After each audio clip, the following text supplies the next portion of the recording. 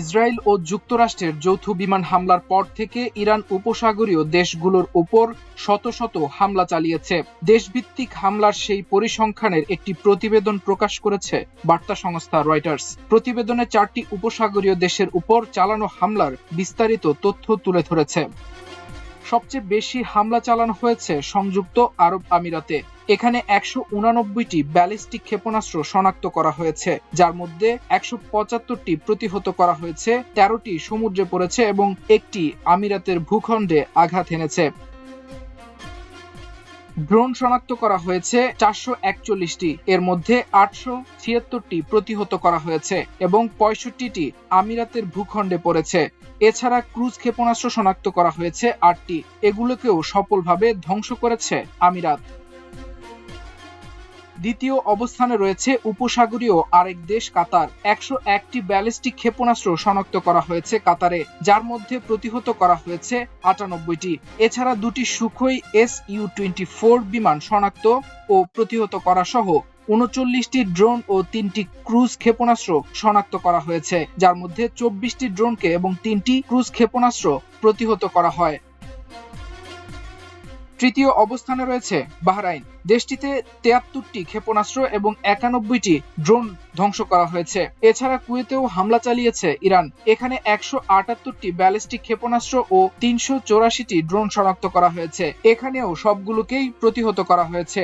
Saudi আরব ও ওমানে হামলার তথ্য পাওয়া যায়নি, তবে সৌদি আরবে বেশ কিছু হামলা হলেও তুলনামূলকভাবে ওমানে কম সংখ্যক হামলা চালিয়েছে ইরান। সৌদি আরবে মার্কিন দূতাবাস ও আরামকোর তেল শোধনাগারে একাধিকবার হামলা চালিয়েছে ইরান। এ সময় মার্কিন ঘাঁটিতেও ইরান হামলা চালিয়েছে।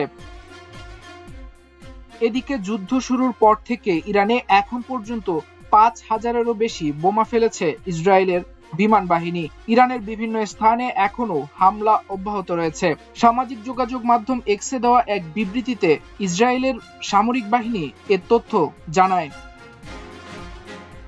ইসরায়েলি সামরিক বাহিনী জানায়, তাদের যুদ্ধ বিমানগুলো ইরান জুড়ে আকাশ সীমার নিয়ন্ত্রণ আরও সুসংহত করছে। বিবৃতিটির সঙ্গে একটি ভিডিও প্রকাশ করা হয়েছে। ইসরায়েলি সামরিক বাহিনীর দাবি, ভিডিওটিতে তেহরানে ইরানের আকাশ প্রতিরক্ষা ব্যবস্থা ধ্বংস করার লক্ষ্যে চালানো হামলার মুহূর্ত দেখানো হয়েছে। ইরানের রাষ্ট্রীয় সংবাদ মাধ্যমের প্রতিবেদনে বলা হয়েছে, যুক্তরাষ্ট্র ও ইসরায়েলের হামলায় এখন পর্যন্ত কমপক্ষে 1045 জন নিহত হয়েছেন। এছাড়া হামলায় বেশ কিছু স্কুল ও হাসপাতাল ক্ষতিগ্রস্ত হয়েছে। গত শনিবার সকালে যুক্তরাষ্ট্র ও ইসরায়েল যৌথভাবে ইরানে হামলা শুরু করে।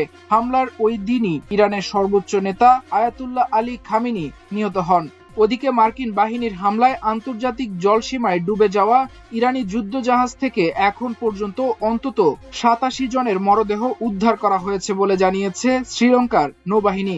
এক বিবৃতিতে নৌবাহিনীর কমান্ডার বুদ্ধিকা সাম্পাত এ তথ্য জানিয়েছেন। বুদ্ধিকা জানান, নৌবাহিনী ঘটনাস্থলে পৌঁছানোর পর সেখানে জাহাজের কোনো চিহ্ন দেখতে পায়নি। তিনি বলেন, সেখানে শুধু তেলের আস্তরণ ও লাইফ রাফট ভাসছিল। আমরা মানুষকে পানির ওপরে ভাসতে দেখেছি। মাল্টিমিডিয়া ডেস্ক, আমার দেশ।